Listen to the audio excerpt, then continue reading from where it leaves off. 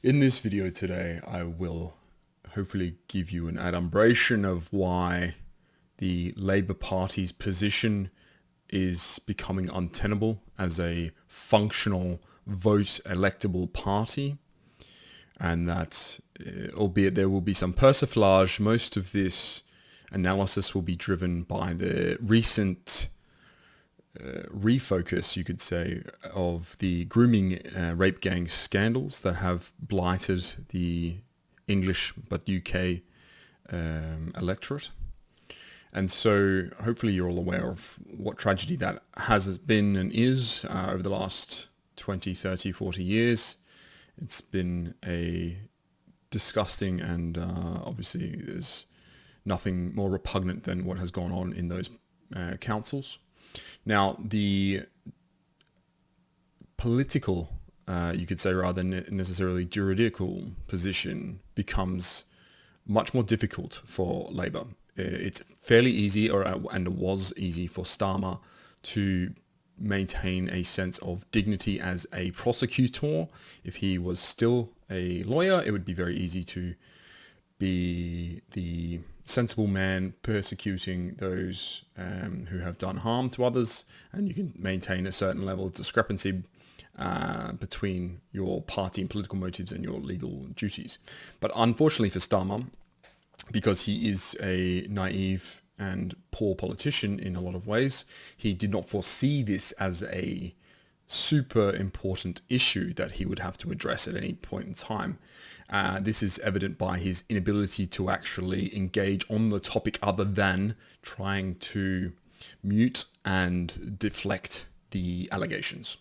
So rather than confronting it with the same vim and zeal that he would have done in his prosecutorial duties, whether or not he did a good or bad job is irrespective of the outcome. At the moment, it's mostly around that if you feel as if you want to win the goodwill of the public and you care of the electability of your party in the future, you would crack down on something as heinous as rape of minors, particularly targeted at what are indigenous Anglo-Saxon minors. So in that, I think we can position and then hopefully illustrate exactly how the Labour Party has gone from being, I would say, the only electable party in Britain to now probably the second after Conservative unelectable party, which, bearing any huge unforeseen changes in the next election, will mean that Lib Democrats and Reform will probably contest the election for the two major parties, with Labour and Conservatives slowly dying and suffocating under their own incompetence. Now, to start with, I think I would highlight that there is a very illustrative and edifying map here of what you might guess is Labour-led councils. And traditionally, Labour-led councils have been in more dense metropolitan and immigrant-heavy neighbourhoods. And here there's a reflection of the exact same map of England, except this time in the rape gangs' cities where they're co-located. And so when juxtaposed, or I would overlay these if one was more transparent, you'll see a very, very high correlation between Labour-dominated councils and the scandalous behaviours of mostly Muslim immigrants or descendants of immigrants. And so in that, I think we can draw fairly easy conclusions that there was a lot of collusion between elected officials, particularly of Pakistani and Muslim origin, who would then be part of the community, so to speak, which means either partaking in and or acknowledging the disgusting crime and rapes and abuses that have been going on. Now, to say this, I think is fairly standard. I'm not uncovering anything new here, but it's to illustrate to you that the tarnish has become very clear to the Labour Party, that they are, if not apologists and partisans to this behaviour, at the very least directly the party responsible for it happening. Now, some finger pointing goes on between Labour and Conservative Party around who should have done something about it from a political standpoint, and that's to say the Conservatives were in government for 12 years, why did you not do anything? And before that, Labour was in for 7 or so, 8 years, and then before that, obviously, you can trace this back to the 80s.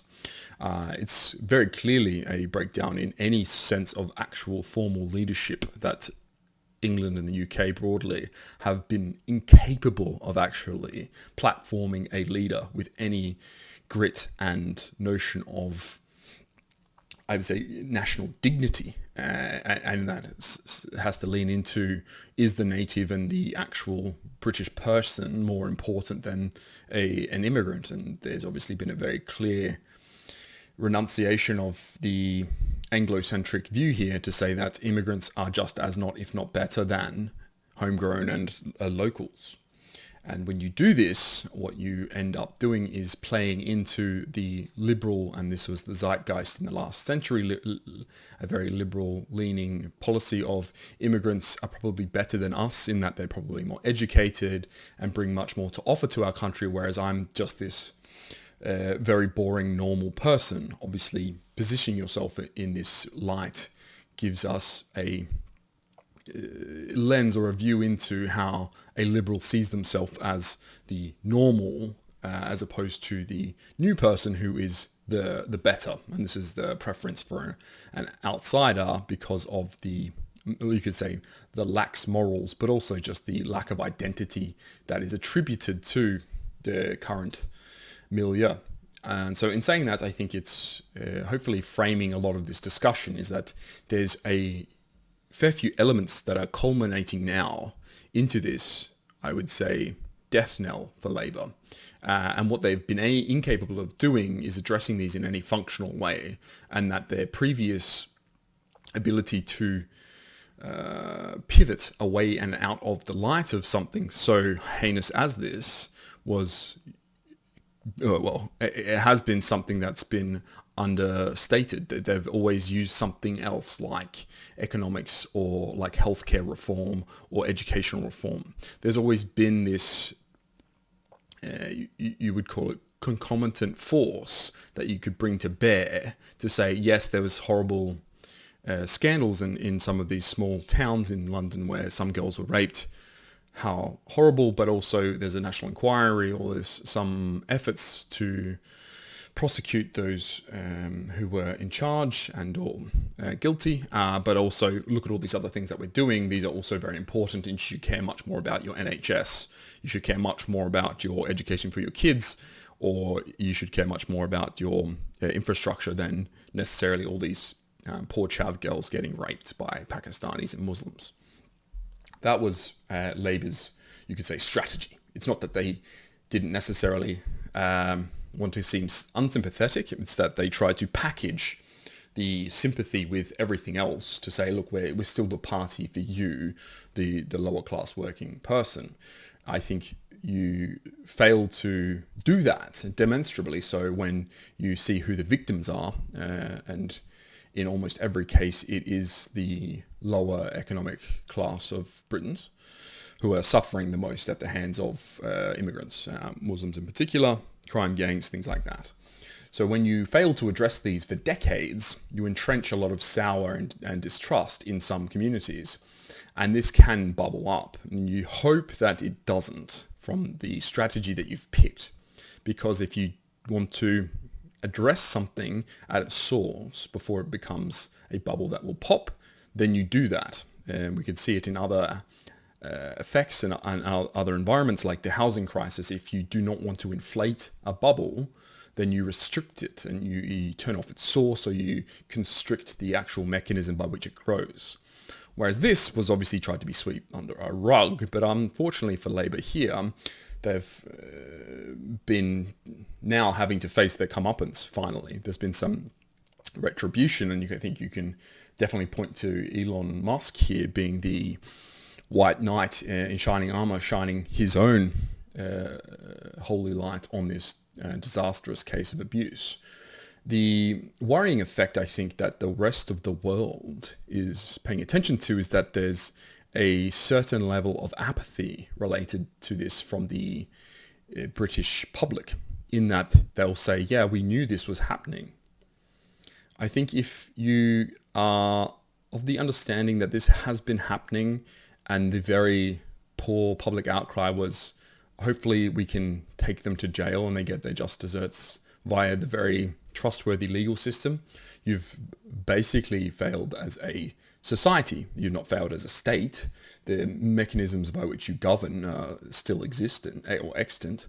But I think there's just been a severe failure of any communal feeling, in that if this happened to your sibling or to your sister or to your daughter, you would probably do something about it. You can extend that to the wider tribe, and if someone was affected in your tribe by something as horrible and horrific as this, there would be some retribution. There wasn't to any large degree here.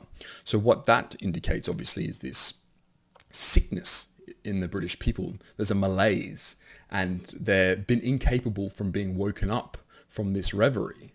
And the reasoning for this, I think, is fairly evident, that after World War II, the British public has just exhausted itself. It got sick of everything because it wasted so much energy collectively in what was fighting the Germans that it had nothing to defend itself with. And this slow boiling of the frog that alarmed Enoch Powell so much just did not seem to matter to anyone else to any large degree. It cost him his entire political career to a large extent, and then successive Conservative and Labour parliaments have enabled, or all but enabled, what is the prodigious increase in immigrants from third world countries. And with third world countries, you get third world attitudes and behaviours, and this is just the result of that. This is not, hopefully not, such a surprise to people that when you invite savages into your dining room, they make a mess at your table. And then you can see, I think, I would say, alienness of this result to Labour in their manifesto, and how they've gone about trying to address what they see as the public ails.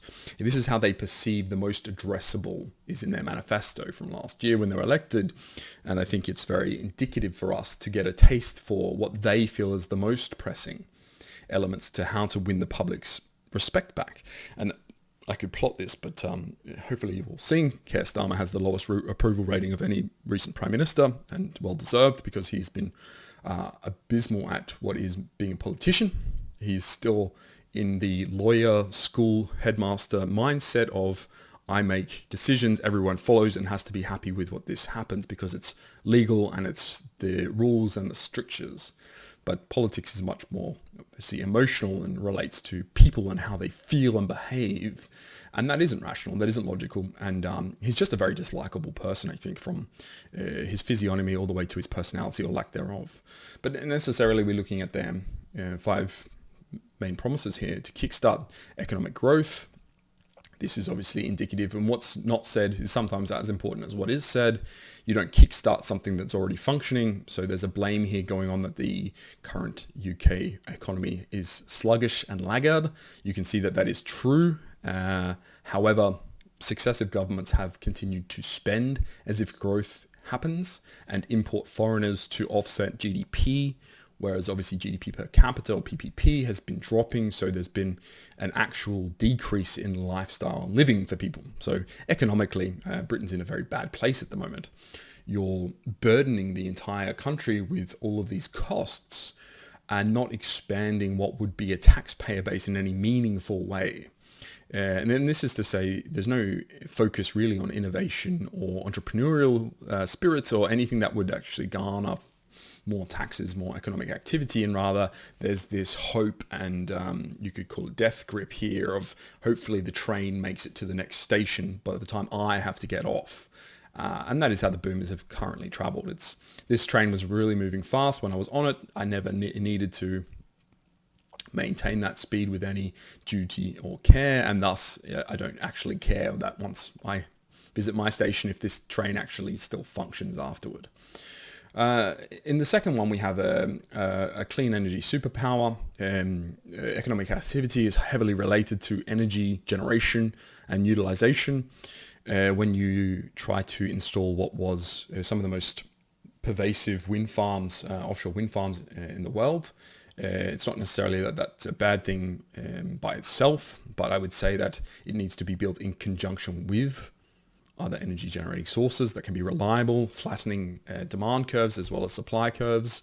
If you know anything about energy economics, you understand what a spot price is a future forward rate, and that there has interconnectors between France and the mainland as well to British power lines so that they can still service everybody's power needs, particularly because wind is very strong in the mornings and the evenings, but rather dull in the middle of the night and the middle of the day on average. I would say that they probably should be relying on nuclear, but obviously once again, Labour is both uninspired and unambitious and will not promise to anything like that, in which case you are stuck with what is the prevailing policy of just building big windmills, hoping that that solves the crisis.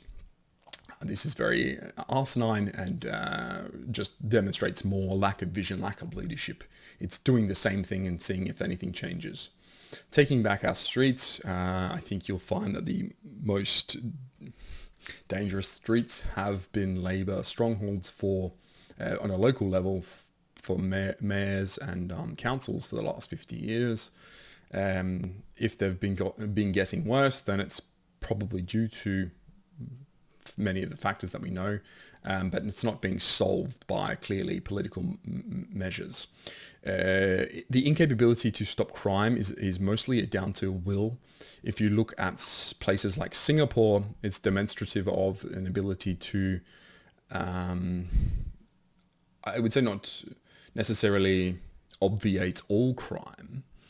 Rather, it's much more around the feeling of safety that you can generate by getting rid of basic low-level crimes, particularly assault, theft, and battery, things like that. This can be done just through heavy policing and discriminatory practices on likely culprits. This means you just are prejudiced and I would say xenophobic towards certain people being on the streets, and you just stop them and then monitor them as they progress. You allow, by virtue of not enforcing and or not punishing certain things, there's an incentivization here. It's very basic in economics. To incentivize behaviors, you either reward them or don't punish them, and in this case, there doesn't seem to be much measure around even things up to grievous bodily harm and murders, because if I am 16 and I probably knife a gang member who's one of my enemies to death, then maybe I get 3 or 4 actual years served in jail and I'll be out on the street by 20. And so there's not necessarily the deterrent here for guys who basically only understand violence as a mechanism towards rejecting certain behaviors. You can't reason and rationalize with these people. So building a legal system, which is entrenched in only reasoning and only logic and cases, is set up to fail when it's encountering a populace who's not ready to be governed in that way. And this speaks directly to the immigrant population, in that what cannot be civilized and is born savage is basically going to be commensurate to your outcomes, and that's what you're seeing here. The barriers to taking back our streets, as I say, are mostly political at a high level of, we will now encourage policemen to do their job. It's clearly not the case, so I think that can be skipped. Breaking down barriers to opportunity, reform on childcare and education usually is trying to do one of two things. If something is functional, then you're playing with it to play with it, because humans have a tendency and a bias towards action. You're doing something just to say that you did it. If something is functional, you probably shouldn't touch it, but humans are incapable of that politically, especially so. Otherwise, you're trying to fix something that's not good. So if there's been a decrease in PISA scores, or there's been a lack of literate graduates, for instance, then you would try and address that with policies. These aren't the cases, and basically what is happening is, particularly evident through their actual policy, is there's a punishment where they're seen as trying to remove the class levels, you could call it, of education, where if there's a high class and a low class of education, then we remove the high to say that now everyone is equal rather than lifting up the bottom. And in this case, I think the bottom is unsalvageable.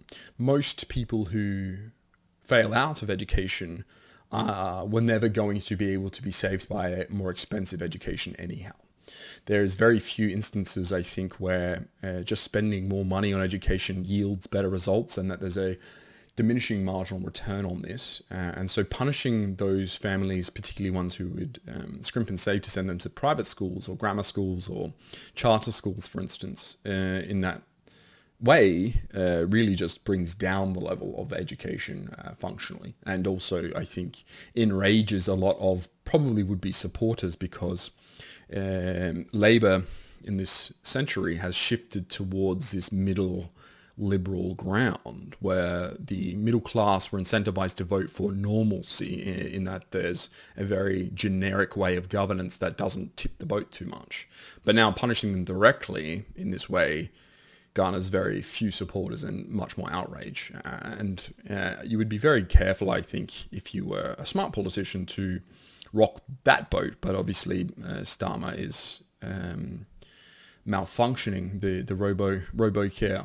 The last one here is the NHS, which you could yap on and on and on about, and they do, with a range of supporting statements, from saying that it's the greatest thing that the UK has ever done or invented, to this is a collapsing system that costs nothing but money and is a bottomless pit of effort and energy. There's a balance in between. Obviously, it's, I'd say, an essential public service to a large degree. You want a healthy population because, in general, that's what we've promised through liberal democracy. But in saying that, I think you burden the system with just nugatory jobs. So a lot of administration is just made up work. It's almost a jobs program. If you looked at the level of administrators from a total cost perspective, it's gone nothing but up since it was invented. Key personnel, obviously doctors and somewhat nurses and specialists, has stayed flat, and if not increased or improved the quality of care to a large degree. Then you can claim, and they do, that immigrants support the system, but as I've shown in previous videos, basically immigrants are neutral and or net negative from their location. So Nigerian nurses are really only serving the greater populace of the Nigerian immigrant population from a per capita perspective. There's no increase in extra care. And in fact, leaving the EU saw a decrease of actual, and this is from a per capita perspective, personnel. So you have what is a pretty dire situation for the NHS, because it's been politicized now to such a large degree that there's no truth to be had, to be poked and prodded endlessly till its culmination and or conflagration is more or less its purpose now. It exists to be a kickball between parties, and it doesn't necessarily have a goal, and or it subsists only on the generosity of the prevailing parliament. And I think this is a very poor way to treat both healthcare in general, but also the way that we think about social services, in that we always want more of them. So really you can just promise the world to everybody, and whether you deliver or not is secondary to whether they believe that you have. And then further towards Starmer's prevarication on this grooming or rape gang scandal, as they call it, where I think you probably find it's more of an atrocity, is that he'll continue to prevaricate in that way, offering bromides and non-sequitur responses, because there's no winning gambit here. There's nothing he can now do to disassociate himself from it. He, unfortunately for himself, what he probably thought was quite a good gig earlier in his career prosecuting this exact crime, has bitten him on the arse, because clearly the sentencing and judgments were both ineffective to both curtail the actual raping of young women, but then also how his party's response to it was more or less to, if not acknowledge that they were party to it, then at least try to mute, how much focus, rather than necessarily getting it out into the open and exposing it for what it was, dealing with the bad actors, and then reclaiming their own moral position. And there's a rectitude here, or a anemone from the Labour Party. There's a lack of rectitude, I should say. They don't have any moral standing now in relation to what is crimes against humanity, which was probably their bread and butter, given their positions on things like the environment and human rights, as very left-leaning individuals like to proclaim. Who's human and who's not is apparently relative to whether my party wins or not. Just to throw in maybe a slightly non sequitur quote here from Spengler that I think relates at least to the broader proposition here from me that the Labour Party is untenable, is that once imperialism falls into the hands of economic and materialistic businessmen and ceases to be high policy, it very quickly sinks from the level of the interests of the economic governing class to that of the class war of the actual workers, and thus the great economic systems become disintegrated and pull down the great powers with them into the abyss. And so we're seeing the abyss. This is 100 years post the UK being an empire. The governing parties have degraded what was grand statesmen politicking internationally and commanding great armies, has degenerated into a bickering school contest of, well, you can see it now, lawyers and school teachers and other unknown, unprofessional representatives, members of parliament. There's no prerequisite anymore to be of good breeding or class or sophistication, disposition to be a standing member of parliament anymore. And then there'll be some quips about how I think it never was the case, and that there's always been a certain level of nepotism and cronyism around this, and that there's definitely a degree of corruption in who was appointed and self-selected. But I think there's a massive chasm or a difference between a pre-World War II politician in the UK and a post. You could say, egalitarian nature by which liberal democracies force upon you, this flattening of a hierarchy, almost artificially so, only encourages behaviors from the government and political perspective that are, I would say, short-sighted, at least very myopic in how that they encourage and try to placate the populace as it is today. Anyone who's started any type of venture or business or project knows that you plan for the end, for the long term, for at least for this idea, even if it's a headed, this goal, and that it has to be certain steps that take to get there. But because we have what is a very myopic public who think in terms of 1 year, then how do I satisfy? And you end up with these 5 absolutely deplorable missions here, which no one would necessarily die for. These aren't so inspiring that CARE's going to try to implement these or risk death. This is just what a overpaid civil servant would churn out using ChatGPT as an assistance. If they said, give me the most generic milquetoast liberal democratic platform that I can push upon people to hear buzzwords and therefore potentially vote for what is no rocking of no boats. And so this is what you get.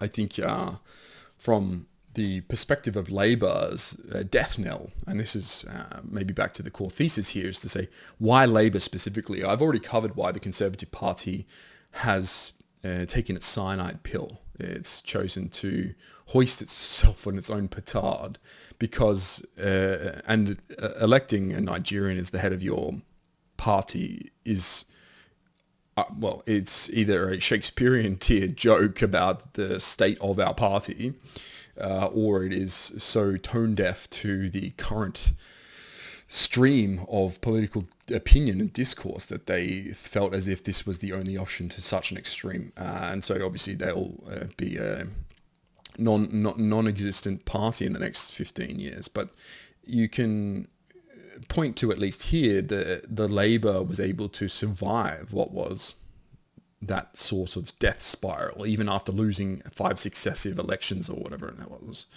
because they were seen as something that was an echo, was recondite, maybe of, if not of the Blair years, this hidden, sensed feeling of what Tony Blair stood for. No one quite knows, but that was something that was echoed into the current boomer, was to say, oh yeah, I remember Tony. He was kind of a stand-up guy. Maybe Kerr is the carbon copy of this probably decent politician, if I can remember that far back. Obviously, Tony being a huckster swindler is secondary to his well, now I'd say diluted public opinion, but before that probably reasonably positive public opinion.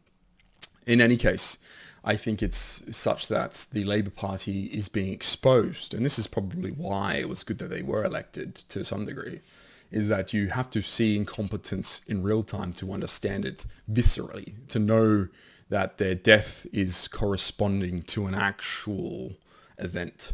You don't, in politics at least, die outside of the spotlight. You die in it.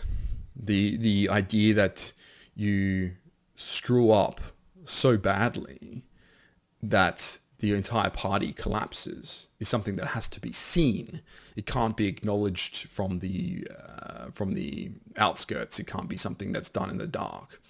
This is something where we say, here is a bunch of Labour politicians who knowingly, particularly council level politicians, who knowingly and to some degree enabled the rape of young girls, is something that should not be survivable. And I think public pressure now, with Elon focusing on this, and if he can continue to for the next 6 months, will be so effervescent to boil over, and then Kerr will have no choice but to step down, potentially. And if that does happen, that is an acquiescence to the prevailing opinion that they were guilty to some degree of this heinous crime, and in doing so, pollute the entire party, and it becomes a very untenable party to position yourself behind. Do you want to be known as a supporter of pedos and rapists and gang members? Because that's what Labour has now become. It is now the if not the pedo party, the rapist-leaning party, that if all the people who vote for you are condoning this by virtue of support, you become complicit in it, and thus you have tarnished yourself. And no right-standing person thinks of themselves as a rapist or a pedo apologist. You will find very few people who would take that stance, even in England, where apparently being an entertainer or having some measure of, you might call it class here, but some necessarily privilege gets you out of the repercussions of being a sex criminal.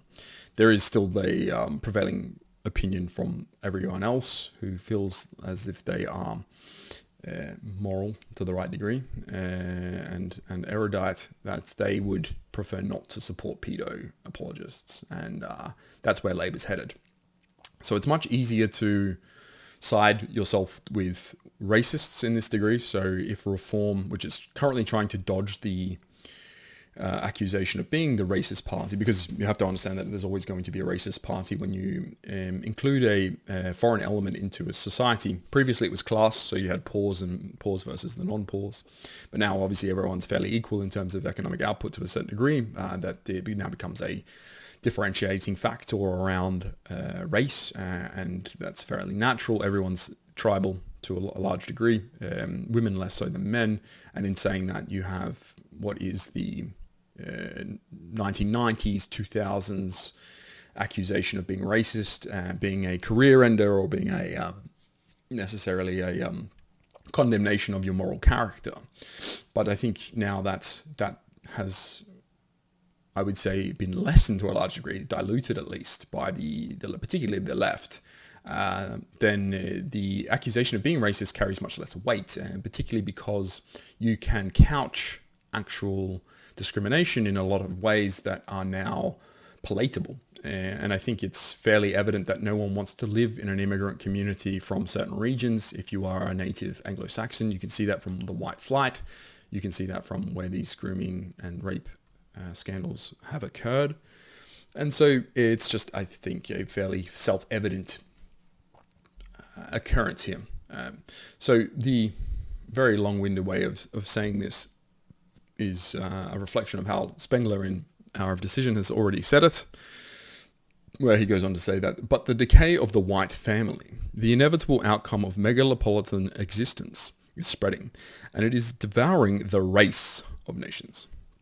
The meaning of man and wife, the will to perpetuity, is being lost.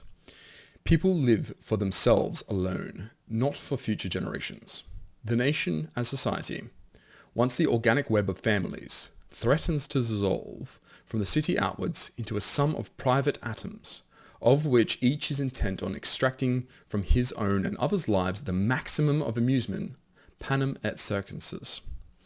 And this is how we can understand that the modern missions and the manifestos here of these archaic draconian political parties will continue to push this line. It's because it's functionally and effective. The panem et circenses is making sure that the underclasses are entertained and fed. Unfortunately for Labour, they're now no longer capable of entertaining and only feeding. And when that happens, then your political promise as an extant party collapses. And the same happened to the Conservatives, and now you'll get what is a bipolarity here around the continuation, and there's always going to be this thesis, antithesis, and synthesis of politics in the UK. There's only two parties functionally. So the Liberal Democrats are rising out of the ashes, the sensible people with human interests at heart, Liberal Democrats with no vision and milquetoast policy, versus the Reform, potentially a splinter party, to a degree of strong men wanting to enforce their own will politically. And that will win out. It always does. And in this empire of ages, the political risk here is that if Britain functionally collapses, then what you will see is that there will be a functional annexation of the UK by America. It will subsume the UK into itself, into its larger, grander empire, and gone will be the political identity of what was once the greatest empire on earth.